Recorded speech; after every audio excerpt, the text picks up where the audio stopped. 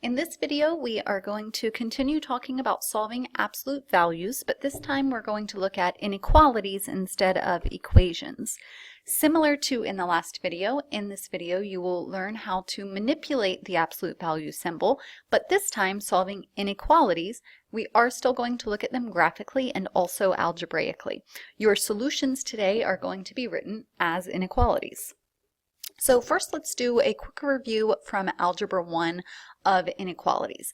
If you saw a problem like this that said -1 is less than x is less than 2, that means the answers or solutions are all the real numbers that are in between -1 and 2, because -1 has to be less than your answer and your answer has to be less than 2.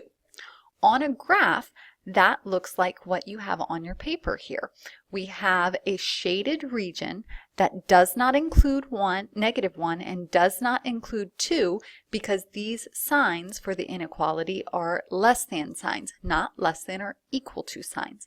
And then because x is in between these two values, the region shaded is all of our solutions to this problem. The one on the right says that x is less than or equal to -2 or x is greater than +1. So this problem is saying that all of the answers or solutions are the real numbers that are smaller than or equal to -2 and also the answers that are bigger than 1. So on your graph here, you can see that -2 is included because that's a less than or equal to sign, and then it shades to the left because that is the negative direction, meaning that x's are smaller than that -2 as well. It also has this other set of answers because our answers could be in this inequality or this other one. This one does not have a solid circle because 1 is not included, it's just x is greater than 1, and everything to the right is shaded because it is bigger than 1. Now, there are a couple of ways to remember these. One way to remember them is that whenever you have a graph like this, where it's an area in between two end bounds, this is an AND graph, meaning that it's the intersection. And what I mean by that is that both of the endpoints are the ends, and the center section in between the intersection of them, that's where our solutions are. For the ones on the right that are OR problems, these are a union or the bringing together of two different shaded regions. So there's a shaded region on the left and a shaded region on the right. Now, another way to remember these OR graphs is that if you imagine that the center here was a canoe or boat of some kind, and you were sitting in said canoe or boat, in each hand you would have a oar to help you paddle the boat. And the two shaded regions look like the two shaded regions or the oars that you would be holding in a boat, or the paddles. All right, so let's look at practicing some of these. This first inequality says that -3 is less than x, which is less than or equal to 2. That means that we have two end bounds. -3 is smaller than x, so if I label on my graph -3, not including it as smaller, that means x has to be bigger than it, so I'm going to shade to the right a little bit, and x has to be smaller than +2, including it because it's less than or equal to. So the 2 is included and the x's might be smaller.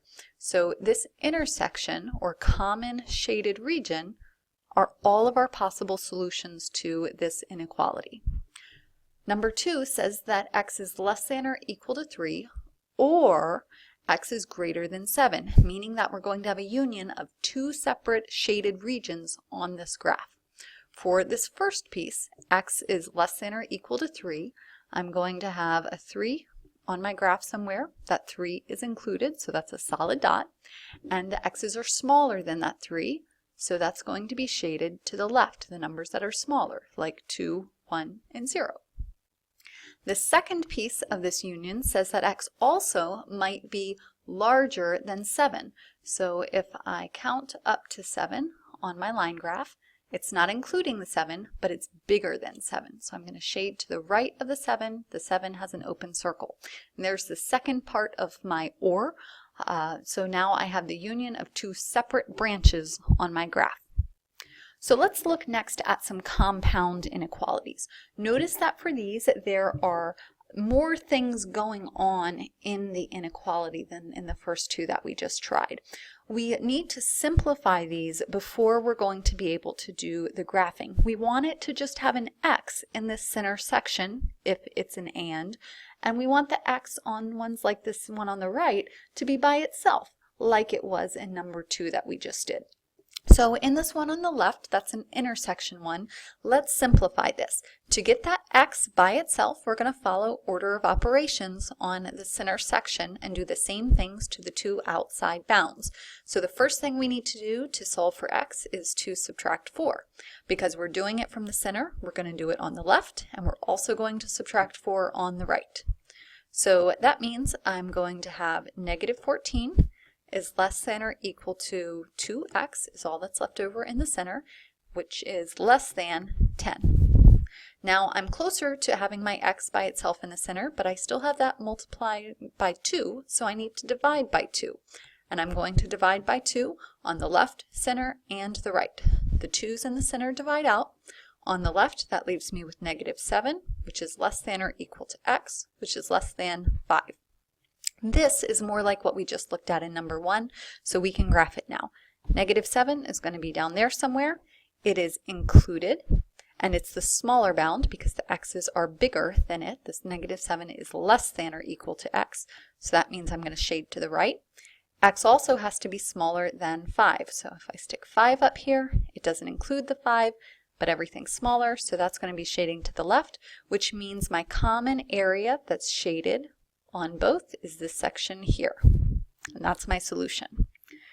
Alright, so let's look at the last one. This one has an OR in it, which means I'm going to have 2 branches on my graph when I get down there. However, in order to do that graph, I first need to isolate the x in each of these 2 sides, this left inequality and this right inequality. So I'm going to draw a line down here to separate my 2 problems that I have to solve. On the one on the left, 3x plus 2 is less than negative 10.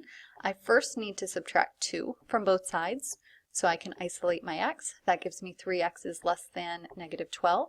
And then I need to divide by 3 on both sides, which means x is less than negative 4. Something that I want to recap here. When I divide by 3, because it's a positive 3, I don't need to change this inequality sign. If I have to multiply or divide by a negative number, don't forget to switch the sign, the inequality sign.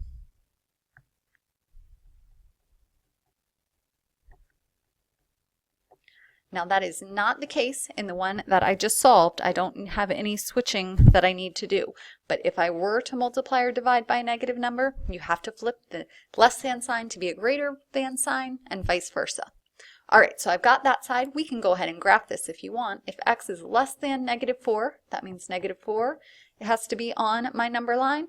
I'm not including the negative 4, and because x is smaller, that means it's going to the left. Now let's solve this right-hand side. 2x minus 4 is greater than negative 4. To isolate the x, I first need to add 4 to both sides. That gives me 2x is greater than 0.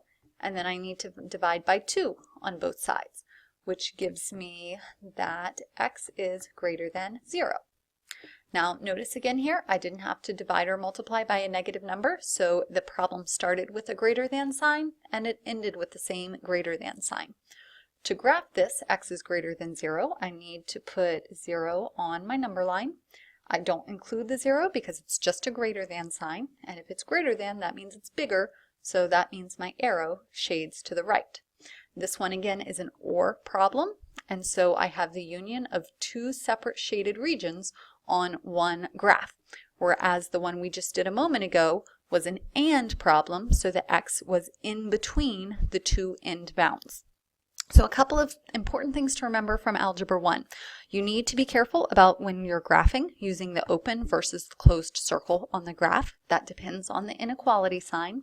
And you need to be careful about when you are switching signs. Remember, if you multiply or divide by a negative number, you have to switch the inequality sign. A greater than sign becomes a less than sign, vice versa.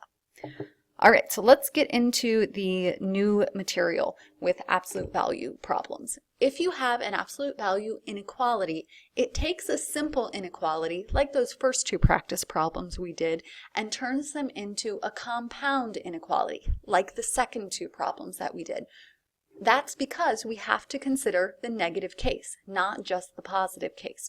So we're going to have to work to isolate these a lot of times before we're able to solve, or as the way that we solve. So let's first talk about an absolute value problem that's a less than problem. So if I have as my problem the absolute value of x is less than 3, that means that the distance away from 0, because remember this inside is like x plus 0, is smaller than 3 units, meaning that it could go 3 units to the left, but not all the way to -3 because it's not included, or it could go to the right, almost 3, but not including the 3. So our set of points is the distance from 0 that's less than 3. On a graph, that means the starting point is at 0, and the answers may go up to 3, but not including it, or they might go down to -3, not including it. So our shaded region is everything in between -3 and +3. The greater than problems with absolute values will look something like this. The absolute value of x is greater than 3, meaning that the distance, our points, the distance from 0 has to be more than 3 units. So either the x's are going to be smaller than -3 because that is more than 3 units on the left-hand side, or they're going to be more than 3 units on the right-hand side, which means they're going to go to the right with our shading. So notice that the greater than problems are going to give us an OR graph, and absolute value problems with the less than sign are going to give us the AND graph. Now, a way that you can hopefully remember this is if we say these words a little bit funny. If instead of saying less than, I say less than, you see the AND there. This is an intersection problem when we graph it. If it's a greater than problem, and I say it a little funny, if I say greater, that is the OR graph that you're looking at, if it's greater than something. All right, so let's think about this backwards for a second. This time I want you to come up with an inequality for the graph that you're given. So let's look at this first one. We have, it looks like a point that's included at -2 and a point that's included at +2. And our answers are the solutions that are in between those two values. This is an intersection graph, which means that it's an AND. If it's an AND, that means we're going to have a less than sign. It's less than or equal to because the 2 points, -2 and +2, are included in the graph with those solid dots. Okay, so let's talk about where our distance is coming from. Our solutions are the absolute value of x. Where's our starting point, or a middle? That's here at 0. So it's the set of points that are starting at 0, less than or equal to 2 units away. So the absolute value of x is less than or equal to 2 is the equation for this particular graph. Now looking at the one on the right, we still have included points at +2 and -2, but this one is an OR graph, meaning that it's going to be a greater or equal to sign in between. Our starting point is still 0 because that's in the middle, so that's the absolute value of x plus 0, but our distance away from 0 this time is more than or equal to 1, 2 units. So the absolute value of x is greater than or equal to 2 is the inequality that satisfies that graph. All right, so now let's think about just solving algebraically rather than with a graph as well. If you're given a problem like this one on the right, you are going to follow the steps that are listed on your left. First, we're going to do the same thing we did with equations. We're going to isolate the x, and by that I mean isolate the absolute value that has the x inside of it. So in this problem, you can see that we have our absolute value bars with x minus 3 on the inside. There's this 2 on the outside being multiplied by. We need to get rid of that 2. So let's divide on both sides by 2 because that isolates the absolute value. So we have the absolute value of x minus 3 is greater than or equal to 5. Step number 2 is really important. You have to figure out if you have an AND problem or an OR problem. You do that by looking at this inequality sign. If this is a greater or equal to sign, greater means that we need to be thinking about this as an OR problem. I'm going to go ahead and write OR as a part of my next step, because next we have to set up the inequality based on that decision that it's an OR. We need to write down the positive case and the negative case, just like what we did with the equations we were working with in the last video. So I'm going to split this problem into 2 problems now. The first one is that x minus 3 is greater than or equal to 5. But because this is an absolute value, we also have to look at the negative option. So we also might have an answer where x minus 3 is less than or equal to negative 5. Notice for this that to do the negative case, I changed the sign on my 5. I also switched the inequality sign. So now let's solve these 2 down. I'm going to draw a line down here to split my 2 problems up. Let's do this one on the left first. X minus 3 is greater than or equal to 5. In order to solve the inequality, I have to add 3 to both sides. That leaves me with x is greater than or equal to 8. The other side, when I add 3 to both sides, gives me x is less than or equal to negative 2. So my solution right now is x is greater than or equal to 8, or x is less than or equal to negative 2. Now the last step here you have to do. You have to check these answers because sometimes they are not going to work. They're going to be untrue statements or extraneous solutions. So let's check this work here. We have 2 options for checking. Let's use the algebraic check for these. We are going to pick a number that satisfies this inequality, x is greater than or equal to 8, and plug that number in to the original problem in its entirety.